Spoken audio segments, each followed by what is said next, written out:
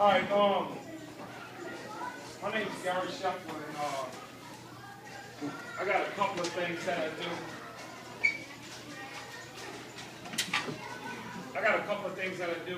I have a sports performance company that's located on the West Bank, and what I do is I train athletes. I got some guys that's y'all's age, all the way up to the professional level. One of my guys just signed with the Rams, outside linebacker. Also, I have a company called Max One Life, and what we do with Max One Life is we go around and we talk to schools. I go to drug rehabs, anywhere that'll have me to come and give my story. How old are y'all here? Give me a little age range. So from what I understand, y'all gonna be the future leaders of this day camp operation that's going on here, right? So apparently they see something in y'all that is leadership quality. And I know that there's some grading and things things that they do that you might have to follow through the program, and they're going to judge your behaviors and actions, the way you carry yourself, and things like that. So first of all, you can give yourself a round of applause for even being selected. Because it's not, everybody. I'm sure you got maybe 20 of y'all in here right now, and by the time you get up to where they at, there might be, 5 left? So this process is going to narrow you down to the select, to the ones that's better. So everything that you do when nobody's looking, or when you think nobody's looking, is what's important. The way that you carry yourself as far as your mannerisms, when other people's talking, like right now, y'all are quiet, y'all listening to what I gotta say, that's respect. And when you give respect, you're gonna get it back from them. And that's what they had to do to get to where they at. So you need to give them a round of applause and thank them, because it ain't just giving that shirt.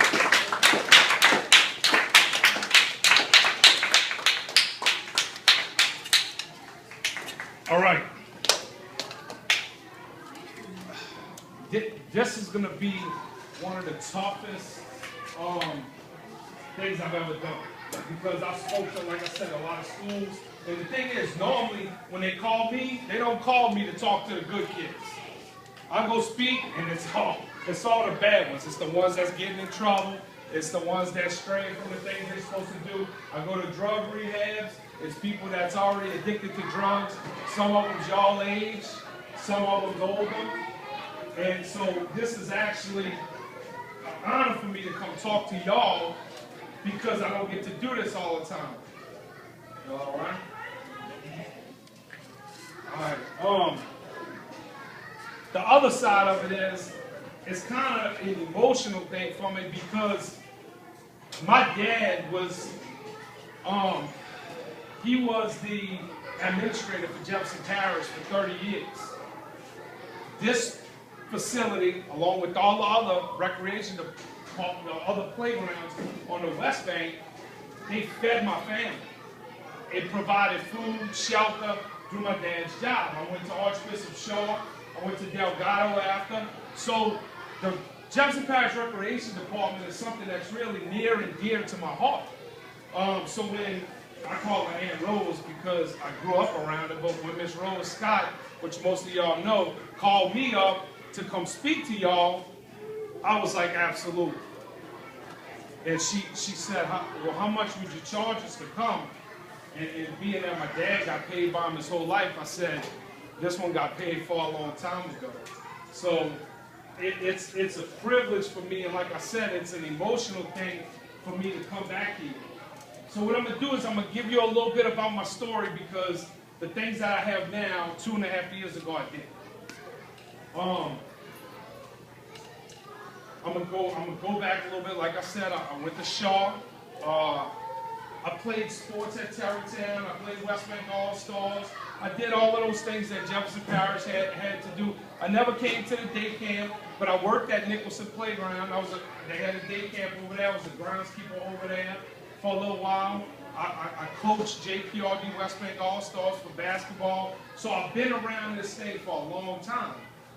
And I learned a lot. A lot of the principles and the standards that I live my life by today, I learned from the coaches, which now would be y'all's counselors and things like that, that I was taught through this program. So like I said, I got a lot of pride. I'm real deep rooted in here. My sister played basketball at Tarrytown. She left there. She went to Blank. She graduated from Blank. She went and played college basketball. So the recreation department has done a lot for my family. So I want y'all to know that I take this real seriously. What it is the counselors and the coaches, they have made an impression on me. They made an impression on my sister, and I remember those things. So you, as young people, and about to be the future leaders of this organization, possibly, it's important that y'all understand that this is more than just a day camp. You have the opportunity here to play an intricate part in somebody's life. You have an opportunity to affect these kids that's going to come up behind y'all, and these are the things they're going to remember when they get older. Every day that you pass a playground, you're going to say, man, I remember when I was at that park. Counselor so-and-so did this, this, and this. Man, we used to have so much fun. Those things are going to be the things that y'all are going to have the opportunity to do. That's why they don't just give the shirt to anybody. Okay, they give them to the people that's come up through the system, that showed leadership skills the whole time. Now, you as young people are going to be faced with a lot of things, okay, coming up. They got the way society is now, it's all materialistic things. You know, they talk about cars and shoes and money and stuff like that. And through that process, we tend to lose people to those images in their mind, and they false images of things that really don't mean nothing in life. When I come to the park, like I said, I remember the coaches that coached me. I remember my teachers in school that I might have had as a teacher. I don't remember what car they drove to school in. You know what I'm saying? How many of y'all's teachers do you know what kind of car they drive? In school, you think about it, you don't know that. But you know that if they did something and they helped you along the way, you know everybody might say, oh, so-and-so, she's nice. She's awesome. She'll stay back and help you with your homework. She'll do this, this, and this. And that's who y'all have the opportunity to be with this program, is that person that leaves a lasting impression on someone else's life. And there's nothing better in life, believe me, because I coached a lot of kids. I deal with a lot of kids. There's nothing better in life than coming up and seeing one of your kids as an adult with their own kids, and they stop and talk to you, and they tell you that they appreciate what you did for them when they were younger. You have that opportunity to leave that impression on the person, and that's the greatest gift that life can give you. I promise you, because I've had a lot of different gifts. Now, going back to my story. 2.5 years ago, I was homeless. No place to live, drug addict, strung out, on the street, walking up and down Medical Center Boulevard, sleeping in the hospital when I had the chance to, and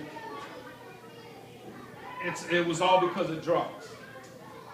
And it just kind of was one of them things where I didn't just say, hey, I'm going to go out one day and try drugs and do this or do something. I got hurt playing ball, and I tore my shoulder up. I went to the emergency room. I got a cortisone shot. They gave me a prescription of Vicodin. Who knows what Vicodin is? It's a pain pill, okay? And as much as it can help you, it can hurt you 10 times more than that. Okay? I'm living proof of what it can take from you. I was 27 years old when I got hurt. Okay? I'm sorry, I was 25 years old when I got hurt. I'm 38 today. 2.5 years I've been clean and sober. No drugs, no alcohol in my life. Okay, so you do the math. That's 9.5 years of my life that I spent in this dark place. Using drugs, abusing alcohol, and I had a lot of things too. I had cars, I had a house, I had a little girl, I was married. And through the process of my drug abuse, I lost everything. It was, I could sit here and I could tell you the stories of the using and some of the details, everything, but I think what's important right now is that you understand that it can just grab a hold of you so easily. And it can take over your life so easily. I was a good person. I don't think I was a bad guy. I coached my whole life. I started coaching basketball at Terrytown when I was 13 years old. Coached at De La Salle High School. I got people calling me right now to go coach at Shaw. And I deal with kids on a daily basis. I was a regular person that had good parents, went to school, did the things I was supposed to do, and my awareness of things wasn't where it needed to be. My understanding of the drugs and the powers that they have outside of just them as a medical thing, or you see it on TV a lot. I know some of y'all might listen to Lil Wayne or whatever. He's addicted to the promethazine or whatever. It's another drug. He drinks it every day. He almost died from it a couple of months ago or whatever. He was in the hospital on an overdose. Okay? These things that's out there, just everything that glitters is not gold.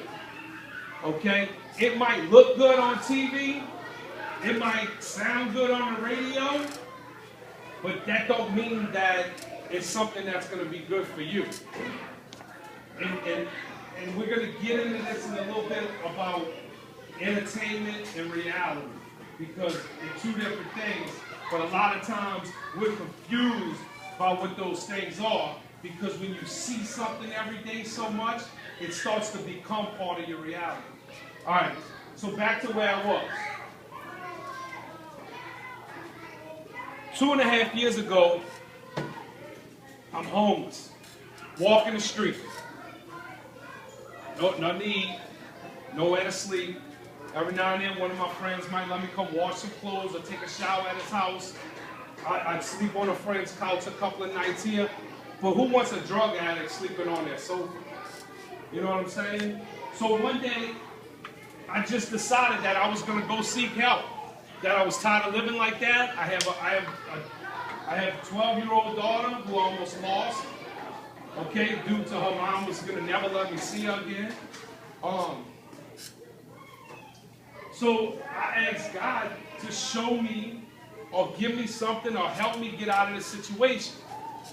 And what he did was, in the form of a phone call that I received from my parents called me and they were like, look, we love you, but we can't deal with you no more. You can't come to the house. You can't come here and see your kid. You can't do nothing until you clean your life. So that phone call hit home. Like right now, it can make me cry. It was tough. So what I did was I decided to go get some help. I seen some treatment. I said, you know what? The way that I've been doing it is no good. I'm going to try something different. So I went in the Odyssey House across the river.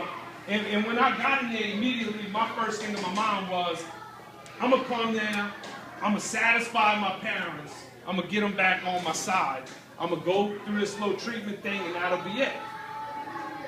But when I got in there and I started understanding the reason why I was doing the things and why I took to the drugs so much, I had some behavior problems and stuff and I call them behavior problems, but I never had to work for anything. I got a job at the parish, like I said, because my dad was the administrator. I got that job because of that. I didn't have to fill out a job application. I was handed an education because my parents paid for it. I wasn't a good student. I didn't study hard. I didn't do the things that I had to do. So when I got later on in life and I had to be on my own, I didn't understand what work was or what it took to have something. So drugs was like everything else that I got. It was right there. It was on the spot. It was good timing. As soon as you take it, you think you feel better. And so the way that my mindset was in my reality, it wasn't no big deal. Because that's how I was living the whole time anyway. I didn't work for nothing. So why should I have to put my efforts into something? This gave me immediate gratification. I was happy. It was good. As soon as I took it, it was good for me. And then I ended up slowly lose my wife, lose my house, lose my cars, lose this. The next thing you know, before it's all over with, I'm walking down Medical Center Boulevard every day, trying to get a spot in the hospital. I go sitting there in the emergency room like I was waiting on somebody, or waiting to see the doctor so that I can close my eyes for a while and do some work. And let me tell you something, there ain't no way to live. And my story and the things that I come and I'm telling you is that all I did was try it one time. And it ended up from A, having everything that I had, to B, losing everything, including my parents and my kid and all of that. Now today, 2.5 years later, I got my company up and running. I got the Max One Life Foundation that I go and I speak to kids to raise y'all's awareness of the things that I went through so that you don't have to go through these things. So that when these decisions, and everything's a choice, nobody forced me to do nothing. Nobody put a gun to my head and say, here, you're going to take these pills, or you're going to do these drugs, or you're going to drink this alcohol. Nobody forced me to do that. It was all the choice that I made on my own. So when I got into treatment, I was sitting there and I'm telling this counselor, I'm like, man, look, I got it. My mom's this, my dad's this, my sister does this person does that. Every problem that I got, somebody got something to do with it. And that counselor sat there and he said, Gary, do you know what the greatest common denominator is? Do any of y'all know that? Y'all had that in school yet? What is it? What's the greatest common denominator? You said you know it, right? What is it? What? It's a number that goes into, better explanation. Yeah. Y'all gotta know this, right? It's the most common factor throughout all. Okay, most common factor throughout all. So 2, 4, 6, and 8, the greatest common denominator would be 2, because it goes into all of them. Alright? So every story that I had to tell him, the greatest common denominator in every one of them stories was me. I was the person that had problems with my mom. I had problems with my sister. I had problems with my dad. I had problems with my boss. I was always the one in the middle of the story. And when I stepped back and I took a look at that, I was like, you know what? You're right. Every decision that I made, everything that I was doing was at my own hand. I did it to myself. I caused all of this stuff. I brought it all upon myself. And the thing is once I had the courage to face that fact, I was able to change it. And like I said, I stand here today talking to you. I mean, everything's back in order. I got my daughter with me. I got my girlfriend and her kid, her daughter. And my life is whole now. It's back to where it was. I still have to work on myself every day, and I have to, there's days I wake up, I don't want to go to work, I don't feel like working, but I push myself to get out because I know it's the right thing to do. So, I know I got this phrase that I use, and it's, if you can't change your situation, change your attitude. Okay? So, if there's some things in life that you give. Play sports. Stand up. What sports you play? Soccer? All right, what if you were slow? You slow? You slow or you fast? No, you're fast. You fast? Why are you embarrassed? You nervous? All right, you can sit down. I love basketball. I can't play it because I'm one of the shorter guys. All right, there's some things that you're given, your height, maybe your skin color, your age at the time. There's things in life that you can't change, okay? So those things, you can't become a victim of. And what I mean by that is, you can't say, well, I want to play basketball, but I'm too short. Because when you start counting the cost of everything, or you start saying you're finding a reason for why you can't do something, you'll never be able to do anything. Okay? So if you work hard at whatever you want to do, you probably could achieve it, or get close to achieving it. And I guarantee you this, if you go your whole life working hard to become something, and you don't reach it, you're going to live a good life trying to get there. I promise you. But the Bible says a man that's diligent in his work will stand before kings and not mean men. Okay? So what that means is when you work hard and you do the things you're supposed to do, you're going to get the things in life that you want. Okay? You don't get out of life what you want. You get out of life what you are.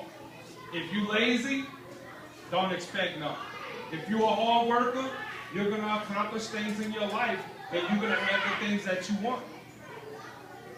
Do y'all understand what I mean when I say that? If anybody's got a question that are going, raise your hand and ask it. And then when we finish, I'm going to open it up and let y'all ask any questions that you want. So that's the things I had to do. I had to change my life. I had to do some things different. I had to start taking responsibility and become accountable for my actions. And that's tough to do. It's tough to do. But because I was always one to point the finger. And you know they say when you point the finger,